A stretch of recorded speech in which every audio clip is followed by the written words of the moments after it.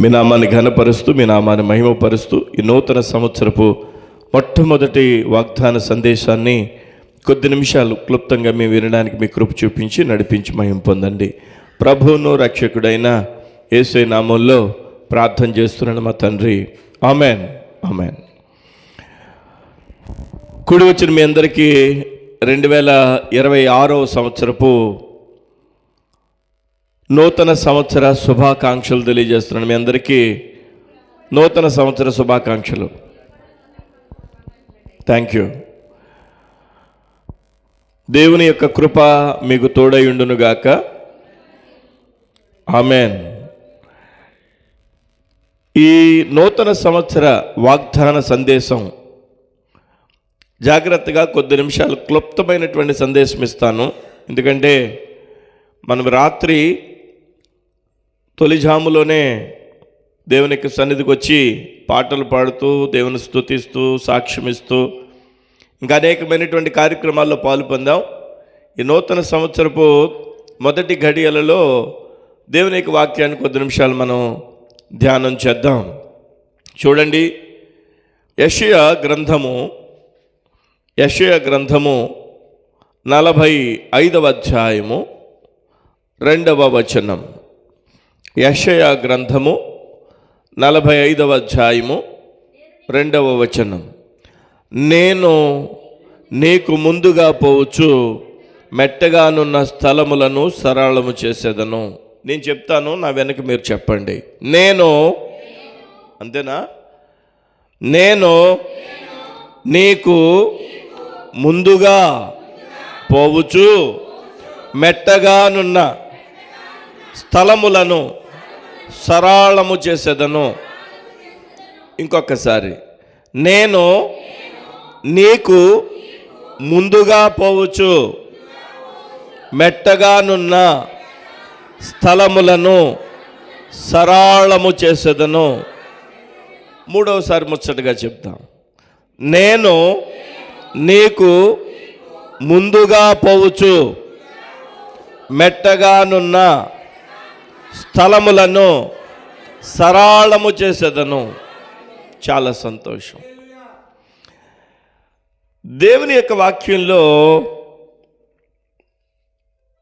కోరెషు అనేటువంటి రాజు గురించి చెప్తూ ఉన్నాడు ఇక్కడ ప్రవచన పూర్వకంగా. నేను నీకు ముందుగా పోవచ్చు, మెట్టగానున్న స్థలములను సరళము చేసేదను. వాస్తవానికి మన యొక్క ముంగిట పరిస్థితులు ఎట్లా ఉన్నాయో మనకు తెలీదు. మీకు ఒక విషయం తెలుసా? కొన్ని రకాలైనటువంటి కీటకాలకి, చీమకు కూడా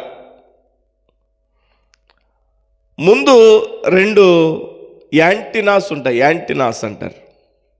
ఆ రెండిటితోటి ఏం చేస్తుందంటే ఆ వస్తువు ప్రమాదకరమైందా కాదా అని చూస్తుంది.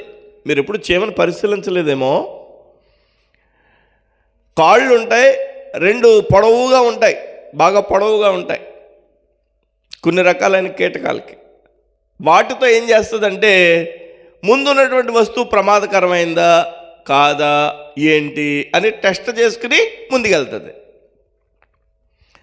ప్రముఖులని, విఐపీస్ని ప్రభుత్వం తీసుకెళ్తున్నప్పుడు జామర్ అనేటువంటి వెహికల్ని ఉపయోగిస్తారు. అదేం చేస్తుందంటే ఈ ప్రముఖులకి, విఐపీస్కి ముందుగా వెళ్తుంది. వెళ్ళి ఏం చేస్తుంది, అక్కడున్న సెల్ ఫోన్ పనిచేయనివ్వదు. సెల్ ఫోన్ పనిచేయదు, ఇంకా బాంబులు ఏం పెట్టినా పనిచేయవు, ఇంకా ఎలాంటి రేసు కూడా అక్కడ పని చేయకుండా జామర్ అనేది ఉపయోగిస్తారు. ముందు జామర్ వెళ్ళిన తర్వాత కొయ్యి అంట ఈ కార్లన్నీ వెళ్తుంటే మధ్యలో ఈ విఐపి ప్రముఖులు వెళ్తారు. ఇక్కడ ప్రభు అయిన దేవుడు అంటున్నాడు, ఈ నూతన సంవత్సరం నీతో చెప్పేది ఏమంటే, నేను నీకు ముందుగా పోవచ్చు, మెట్టగానున్న స్థలములను సరళము చేస్తాను. 2025వ సంవత్సరంలో చాలాసార్లు మనం అనేక విషయాలలో తొట్టిల్లిపోయాం, అనేక విషయాలలో పడిపోయాం. అనేక విషయాలలో మనం తొట్టిల్లిపోవడానికి పడిపోవడానికి గల కారణం ఏంటంటే మన ముందు సరళంగా లేదు. దాని అర్థం ఏంటంటే అనేకమైనటువంటి అనారోగ్య పరిస్థితులు, ఆర్థిక ఇబ్బందులు, మానసిక కృంగుబాటులు, ఒంటరితనం, అనేకమైనటువంటి సమస్యలు మన ముందు ఉన్న కారణంగా మనం ఏమైపోయామంటే 2025 సంవత్సరంలో అనేక మార్లు మనం ఏమైపోయామంటే పడిపోయాం, మనం కృంగిపోయాం. అలాంటి పరిస్థితుల్లో ప్రభు అంటున్నాడు, నేను నీకు ముందుగా పోవచ్చు, మెట్టగానున్న స్థలములను సరళం చేస్తాను అని అంటున్నాడు. అంటే దాని అర్థం ఏంటి? నువ్వు నా వెనక రావాలి. హల్లెలూయా. నన్ను వెంబడించాలి. నన్ను వెంబడిస్తే, నా వెనక వస్తే నేను నీకు ముందుగా వెళ్ళి నీకు ఉన్నటువంటి మెట్టల లాంటి ఆ యొక్క వాతావరణాన్ని నేను సరళం చేస్తాను, సమభూమిగా చేస్తాను. నువ్వు నడిచి వచ్చినప్పుడు ఇబ్బంది లేకుండా చేసేవాడును నేనే అని అంటున్నాడు నా ప్రియ దేవుడు. హల్లెలూయా. మనం చేయాల్సింది ఆయన వెనకాల, ఆయన అడుగులు అడుగు వేసుకుంటూ వెళ్ళిపోవడమే. ప్రభు నిన్ను వెంబడిస్తాను. నాకు ఈ సంవత్సరంలో పెద్ద పెద్ద ఎత్తైనటువంటి ఆ యొక్క మెట్టల లాంటి ఏవైతే ఉన్నాయని అనుకుంటున్నానో అవన్నీ కూడా ప్రభా సరళం చెయ్యి ప్రభా నువ్వని అడగాలి మనం దేవుణ్ణి. దేవునికి స్తోత్రం కలుగునుగాక. హల్లెలూయా. దేవునికి స్తుతి కలుగునుగాక. 2026 సంవత్సరంలో సరళము చేయబడాలి త్రోవ, మన యొక్క మార్గము సరళము చేయబడాలి. మన ముందు వెళ్ళేవాడు మనల్ని నిర్మించినటువంటి మన ప్రభు అయినటువంటి యెహోవా. హల్లెలూయా. ఆయనకు అసాధ్యమైనది ఏది లేదు. మీకు తెలుసు కదా, ట్రాక్టర్కి ముందు ఒక రోడ్ వేసేటప్పుడు చూస్తూ ఉంటాం, వాహనానికి ముందు ఒక పార్ లాంటిది ఉంటుంది. దాన్ని ఏమంటారు ఆ వెహికల్ని? బ్లేడ్ ట్రాక్టరా? అదేం చేస్తుందంటే ఎత్తుగా మెట్ట వేసిన ఆ మెటల్ని సరళం చేసుకుంటూ వెళ్ళిపోద్ది, అంతే సమానంగా చేసుకుంటూ వెళ్ళిపోద్ది. మన తండ్రి అయినటువంటి ప్రభు అయినటువంటి దేవుడు అంటున్నాడు, నేను నీకు ముందుగా పోవచ్చు, మెట్టగానున్న స్థలములను సరళం. ఈ మాట పట్టుకుని ప్రార్థన చేయాలి ఈ సంవత్సరం.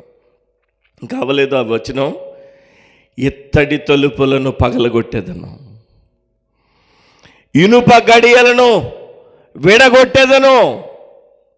ఇత్తడి తలుపులు, ఇనుప గడియలు మన కోసం ప్రభువారు పడగొట్టి విడగొట్టి దేవుడు మన యొక్క మార్గమును సరళము చేయునుగాక. హల్లెలూయా. మన యొక్క బ్రతుకులలో దేవుని యొక్క కృప పొందడానికి ప్రతి ఆటంకము తొలగించబడునుగాక, ప్రతి శాపము కొట్టివేయబడునుగాక, ప్రతి విధమైనటువంటి దేవునికి వ్యతిరేకమైన స్థితి నశింప చేయబడునుగాక. దేవుని యొక్క కృప మనకి తోడయుండునుగాక. హల్లెలూయా. ఇత్తడి తలుపులు పగులుగొట్టేదను, ఇనుప గడియలను విడగొట్టేదను. ఇత్తడి తలుపులు వేయబడ్డాయి, ఇనుప గడియలు వేయబడ్డాయి. చాలాసార్లు మనం ఏదో చేద్దామనుకుని చేయలేకపోతున్నాం. కారణం ఏంటంటే చెప్పండి, ఇత్తడి తలుపులు ఉన్నాయి. మనం చాలాసార్లు ఏదో చేద్దామని ప్రయత్నం చేస్తున్నాం కానీ అవ్వడం లేదు. 2025 సంవత్సరంలో చాలా ప్రయత్నాలు చేశాం కానీ జరగలేదు. ఈ 2026 సంవత్సరంలో మన ప్రభు అంటున్నాడు, నేను మీకు ముందుగా వెళ్ళి ఎత్తడి తలుపులను పగలగొడతాను, ఇనుప గడియలను విడగొట్టేస్తాను, మీకు దారిని నేను సరళం చేస్తానంటున్నాడు. హల్లెలూయా. ఇది ఎంత గొప్ప వాగ్దానం అండి, ఎంత గొప్ప వాగ్దానం అండి ఇది. పిల్లల వివాహాలు ఈ సంవత్సరం ద్వారాలు తెరవబోతున్నాడు దేవుడు. హల్లెలూయా. హల్లెలూయా. ఉద్యోగాల విషయంలో దేవుడు గొప్ప కార్యాలు చేయబోతున్నాడు. అద్భుతమైనటువంటి దేవుని ఇచ్చేటువంటి కృప కలిగినటువంటి కార్యాలు జరగబోతున్నాయి. చేతుల్లో బిడ్డ ఉండబోతున్నారు. ఉద్యోగాలు ఇవ్వబోతున్నాడు. గొప్ప గొప్ప కార్యాలు దేవుడు చేయనై ఉన్నాడు. అందరూ సంతోషంగా దేవునికి స్తోత్రం చెప్పండి. అందరూ కూడా అందరూ చెప్పాలి, ఒకే సమయంలో చెప్పాలి. ఆమేన్. ఎత్తడి తలుపులను పగలగొడతాను నేను, ఇనుప గడియలను విడగొట్టేస్తాను నేను మీకు ముందుగా వెళ్తాను. మీరు రావాల్సింది ఏంటంటే, ఆయన ఇలా వెళ్తున్నాడు అనుకోండి, మనం అటు వెళ్తే ఆయనను వెంబడించాలి. మనం ఆయన అడుగులో అడుగు వేసుకుంటూ ఆయన అడుగు జాడలలో మనం వెళ్ళిపోతే, ఆయన మనకి ఈ సంవత్సరం ఇస్తానన్న మార్గాన్ని, చేస్తానన్న అద్భుతమైన కార్యాలని చేసి తీరుతాడు ఆయన. హల్లెలూయా. ఈ సంవత్సరం నేను ఆశిస్తున్నాను, ఎక్కువ మందికి బాప్తిసం ఇవ్వాలి ఇక్కడ. ఆమేన్. ఎక్కువ మందికి ప్రభు యొక్క కృపలో బాప్తిసం ఇవ్వాలి. ఈ సంవత్సరం అనేకమైనటువంటి ప్రాంతాల్లో దేవుని యొక్క వాక్యం విత్తాలి. సేవకుడిగా నేను ఇది ఆశిస్తా. కుటుంబ అవసరాలన్నీ తీర్చబడాలి. నేనే కాదు, మీరు కూడా ఎన్నెన్నో తాపత్రయాలతో, ఎన్నెన్నో ఆశలతో, ఎన్నెన్నో ఆలోచనలతో దేవుని మందిరానికి వచ్చారు. ప్రతి అవసరత 24, 25 సంవత్సరంలో ట్రై చేశాం, కానీ మన చేతికి అందినట్టుగా దొరకలేదు. కారణం ఏంటంటే, ఇనుప ఇత్తడి తలుపులో దానికి మరలా ఇనుప గడియలు వేయబడ్డాయి. దేవుడు అంటున్నాడు, నేను ఆ ఇనప గడియలను విడగొట్టేస్తాను, ఇత్తడి తలుపులను పగులగొట్టేస్తాను. మీకు దారి నేను చూపిస్తాను, నా వెంబడి రండి, మీకు సరళం చేస్తాను దారి. హల్లెలూయా. ప్రభు నీ కూడా నేను వస్తాను, నాకు విజయం అనుగ్రహించు అని అందాం. దేవునికి స్తోత్రం కలుగునుగాక. ఎంత గొప్ప వాగ్దానం ఈరోజు రాత్రి ప్రభు యొక్క సన్నిధిలో మనం వింటున్నాం. మనం చేయాల్సింది ఏంటంటే, ఆయనను వెంబడించాలి. ఆయన ఇటువైపు వెళ్తుంటే ఆయన మార్గములో, ఆయన యొక్క అడుగు జాడలలో మనం వెళ్ళాలి. ఆయన మార్గము చూపించే దేవుని యొక్క వాక్యం మనల్ని ప్రతి ఆదివారం దర్శిస్తోంది. 2వ వచనం కూడా చదవండి, 3వ వచనం కూడా చదవండి. 45వ యెషయా గ్రంథం 45వ అధ్యాయం 3వ వచనం. పేరు పెట్టి నిన్ను పిలిచిన ఇజ్రాయేలు దేవుడనైన యెహోవాను నేనే అని నీవు తెలుసుకున్నట్లు నీ పేరు పెట్టి పిలుస్తా, నీ పేరు పెట్టి పిలుస్తా. దేవునికి స్తోత్రం కలుగును గాక. హల్లెలూయా, హల్లెలూయా. దేవునికి మహిమ కలుగును గాక. దేవుని యొక్క కృపలో పేరు పెట్టి మనల్ని పిలిచేటువంటి మన దేవుడైన యెహోవా ఈ సమయంలో అంటున్నాడు, పేరు పెట్టి నిన్ను పిలిచిన ఇజ్రాయేలు దేవుడనైన యెహోవానగు నేనే అని నీకు అర్థమయ్యేటట్లు, నీవు తెలుసుకునేటట్లు అంధకార స్థలములలో ఉంచబడిన నిధులను, అంధకార స్థలములలో ఉంచబడిన నిధులను, నీకు ఆశీర్వాద నిధులు, నీకు కృపా నిధి, నీకు అనేకమైనటువంటి నిధులు, అనేక విషయాలలో నువ్వు కన్నీరు కారుస్తున్నావే, ఆ నిధులన్నీ అంధకార స్థలములలో దాచి ఉంచబడితే, అంధకార స్థలములలో ఉంచబడిన నిధులను ఎవరు ఇప్పటి వరకు అలాంటి నిధులను చూడలేదు, అలాంటి నిధులను ఎవరు అనుభవించలేనటువంటి ఆశీర్వాదాల్ని, అంధకారంలో ఉన్న వాటిని తీసుకొచ్చి వెలుగై ఉన్న నేను నీకు ఇవ్వబోతున్నాను ఈ సంవత్సరం. హల్లెలూయా.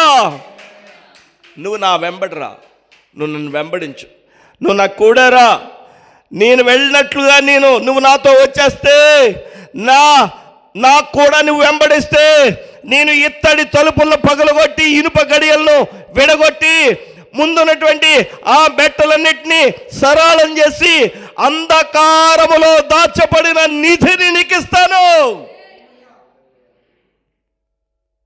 ఆ నిధి ఉద్యోగమై ఉండొచ్చు, ఆ నిధి మంచి వివాహమై ఉండొచ్చు, ఆ నిధి మంచి దీవెనై ఉండొచ్చు, గర్భఫలమై ఉండొచ్చు, ఆ నిధి మరేదైనా ఉండొచ్చు. సేవకుడుగా ఆ నిధి అనేక మందికి బాప్తిస్మాలు ఇచ్చేటువంటి పంట ఉండొచ్చు. హల్లెలూయా. అంధకార స్థలములలో ఉంచబడిన నిధులను, ఇంకా అంటాడు, రహస్య స్థలములలో మరుగయ్యున్న, చెప్పండి, ధనమును నేను నీకు ఇస్తాను. రహస్య స్థలములలో మరుగయ్యున్న ధనమును నేను నీకు ఇస్తాను. హల్లెలూయా. దేవునికి మహిమ కలుగును గాక.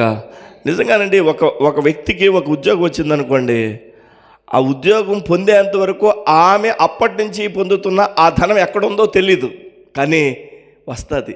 మరుగయ్యున్న ధనం ఇవ్వడం అంటే అదే. దేవునికి స్తోత్రం కలుగును గాక. హల్లెలూయా. ఎలా చేస్తాడో, ఎట్లా చేస్తాడో నా ప్రియ దేవుడు అంటున్నాడు, అంధకార స్థలములలో ఉంచబడిన నిధులను, రహస్య స్థలములలో మరుగయ్యున్న ధనమును నేను నీకు ఇస్తాను. హల్లెలూయా. దేవుడు మనకు తన యొక్క కృపను కనపరచును గాక. అనుకోవచ్చు, లంకి బిందులు కానీ దొరుకుతాయండి అని. కాదు. లంకి బిందులు దొరకడం కాదు, నీ పంటను ఫలింప చేయొచ్చు. దేవునికి స్తోత్రం. హల్లెలూయా, హల్లెలూయా, హల్లెలూయా అంటారు కదా, పట్టిందల్లా బంగారం అవుతుందండి అంటారు నిన్ను చూసి. హల్లెలూయా. ఎప్పుడు ఆయనను మనం వెంబడిస్తే అంటాడు, నేను నీకు ముందుగా పోవచ్చు, మెట్టగానున్న స్థలములను సరళం చేస్తాను, ఇత్తడి తలుపులను పగలగొడతాను, ఇనుప గడియలను విడగొడతాను, పేరు పెట్టి పిలుస్తున్నాను. నా పేరు, నీ పేరు మన ప్రభు అయిన దేవునికి తెలుసు. దేవునికి స్తోత్రం కలుగును గాక. మన పేరు తెలుసు దేవునికి. పేరు పెట్టి నిన్ను పిలిచిన ఇజ్రాయేలు దేవుడైన యెహోవానకు నేనే అని నీవు తెలుసుకున్నట్లు, నీకు అర్థమయ్యేటట్లుగా అంధకార స్థలములలో ఉంచబడిన నిధులను, రహస్య స్థలముల్లోని మరుగై ఉన్న ధనమును నీకు ఇచ్చేదను. హల్లెలూయా. దేవునికి మహిమ కలుగునుగాక, దేవునికి ఘనత కలుగునుగాక. సేవకుడికి ఇచ్చేది సేవకుడికి ఇస్తాడు, సంఘానికి ఇచ్చేది సంఘానికి ఇస్తాడు. సంఘం ఆశీర్వదించబడే కొలది సేవకుడు ఆశీర్వదించబడతాడు. హల్లెలూయా. సేవకుడు ఆశీర్వదించబడే కొలది సంఘం ఆశీర్వదించబడుతుంది. సంఘము, సేవకుడు దేవుని యొక్క కృపలో ఆశీర్వదించబడుదురుగాక. హల్లెలూయా. ఆశీర్వాద వచనాలే చెప్పండి, దీవెన వచనాలే చెప్పండి, కృపా వచనాలే చెప్పండి, మహాఉన్నతమైన దేవుని యొక్క కృపని చెప్పండి. హల్లెలూయా. ఈ మాట నాతో చెప్పండి.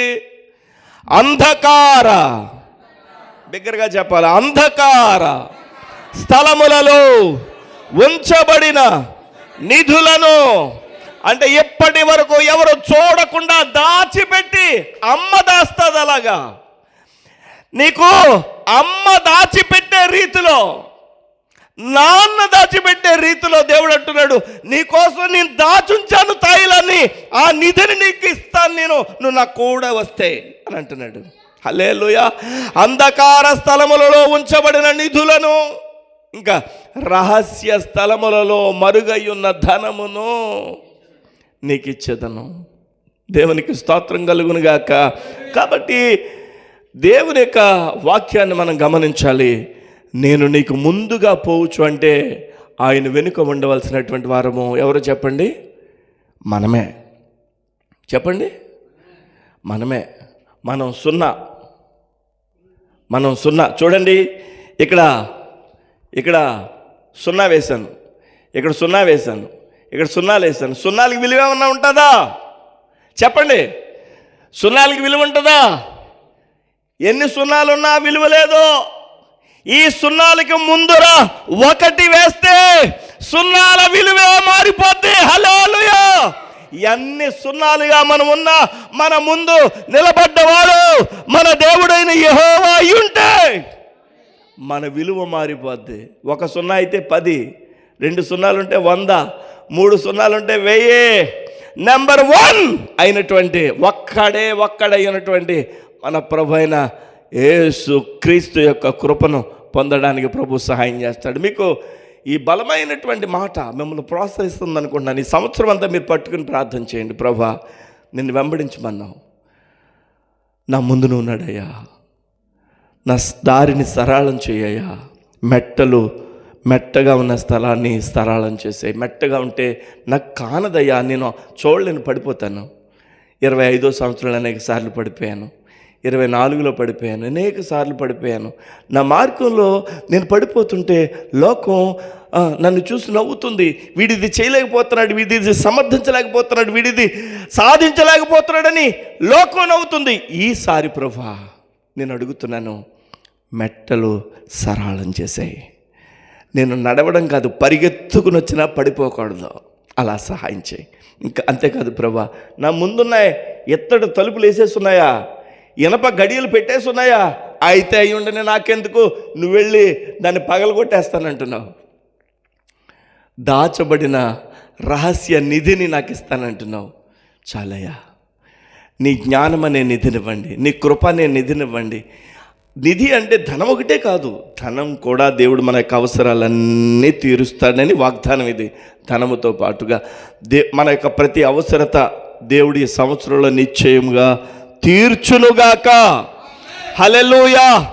రుణములన్నీ కొట్టివేయబడునుగాక, రుణములన్నీ తీర్చివేయుదుముగాక, మనల్ని ఆస్తికర్తలుగా చేయునుగాక, మనము ఆత్మజ్ఞానముతో నింపబడుదుగాక, సంఘము వర్ధిల్లునుగాక, కుటుంబాలు దీవించబడునుగాక, ప్రతి విధమైనటువంటి ఆశీర్వాదం మనం పొందుదుముగాక.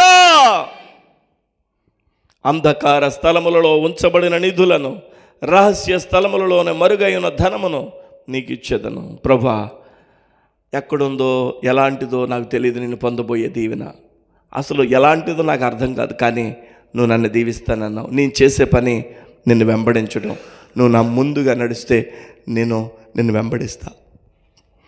ఆయనను వెంబడించే కృప, ఆయనను వెంబడించే కృప, ఆయనను మహిమపరిచే కృప దేవుడు మనందరికీ దేవుడు దయచేయునుగాక. హల్లెలూయా. నేను ముగించడానికి ఇష్టపడుతున్నాను. క్లుప్తమైనటువంటి వర్తమానమే, కానీ మీ మనసులో చేరిందని అనుకుంటున్నాను. ఈ సంవత్సరం అంతా ఇది పట్టుకోండి. యెషయా గ్రంథం 45వ అధ్యాయం 2-3 వచనాలు చదివించాను. సంవత్సరం అంతా యెషయా గ్రంథం 45వ అధ్యాయం 2-3 వచనాల ద్వారా మాట్లాడావు కదా ప్రభువా అని అడగండి. అనండి ఒకసారి. యెషయా గ్రంథం గట్టిగా చెప్పండి. కోరెషుతో మాట్లాడుతున్నాడు దేవుడు. అదే మాట ద్వారా మనల్ని బలపరుస్తున్నాడు. ఈరోజు కోరెషుతో మాట్లాడిన దేవుడు మనతో మాట్లాడుతున్నాడు. యెషయా గ్రంథము 45వ అధ్యాయము 2-3 వచనాలు మరలా చెప్పండి. యెషయా గ్రంథము 45వ అధ్యాయము 2-3 వచనాలు ద్వారా మాట్లాడేవు కదా ప్రభువా, నన్ను మీ కృపలు ఆశీర్వదించు, నాకు ముందుగాను వెళ్తే నిన్ను వెంబడించే కృపనియ్యి.